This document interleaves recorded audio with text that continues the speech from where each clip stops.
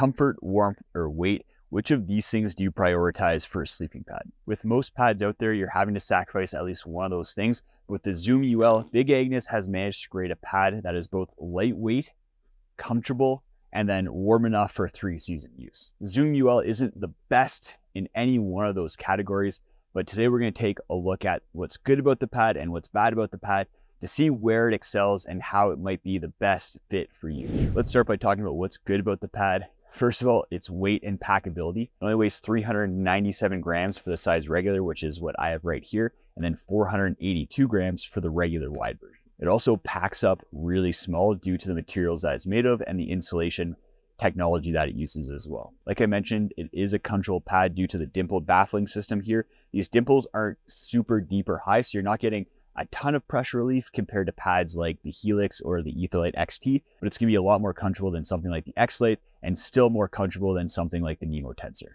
Even though it uses reflective insulation inside here, which we'll get into in a second here, it's not a noisy pad, doesn't have any crinkle to it, and it doesn't have a super rubbery feel to it. Price is kind of one of those in-between things. It's not the most expensive pad on the market, but it's still fairly expensive at $180. But for a high-end pad like this, $180 is starting to get into the low end.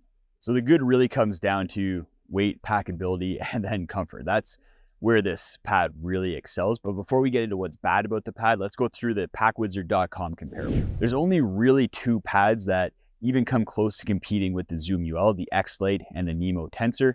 The X-Lite is going to be warmer, lighter, but less comfortable. And then the Nemo Tensor is going to be warmer, heavier, and less comfortable. So you're gonna have to figure out what you prioritize. If you prioritize warmth, then those other 2 options are gonna be better for you. If you prioritize weight, then the X-Lite might be slightly better. And then the Nemo Tensor just really doesn't compete with the Zoom UL unless you just want something that's warmer and slightly more comfortable than the X-Lite. So what's bad about the pad? I think the first thing we need to talk about is warmth, because that's gonna be the elephant in the room with this pad.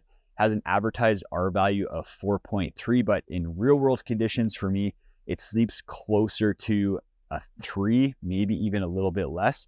And the reason for that is due to the reflective insulation that's in here, kind of just falling down to the bottom. So I don't know if you can see in the sunlight right now, but the reflective insulation is kind of sagging to the bottom of the pad. And because of that, you have the top of the pad and then the sides basically just as free flowing air. So you're not having any sort of warmth that's protecting you from the cold air that's around you. You're really only getting protection straight from the ground. So if you're dealing with cold air temperatures, then this pad is going to have troubles keeping you warm. If you have cold ground temperatures, then it's going to be affected because that reflective insulation is still providing a barrier. But even then, at each of these weld points, there's a hole through that insulation. So each of these weld points is kind of like a channel of cold from the ground. So overall, just not the warmest pad out there, even though it has that 4.3 R value, especially if the air temperature is getting cold. The second bad thing about this pad is comfort, kind of. If you need something that's really cushy and provides a ton of pressure relief, then the Zoom UL probably isn't going to be for you. And that's just because that these air springs that are on the pad, the dimpled areas, dimpled baffling system, just don't provide as much pressure relief as some other pads out there. But like I said, it's still gonna be more comfortable than other ultralight pads like the Tensor or the X-Lite. The valve is kind of garbage on this pad. You just have one valve. It's not a 2-way valve. You just have a flap there. And what I hate about it is that in order to deflate the pad, you have to tuck the cap for the valve into the rubberized part there. And then that creates a little gap that air comes out of, but it doesn't allow air to release very quickly. So it takes a lot of effort to roll this pad up and put it away.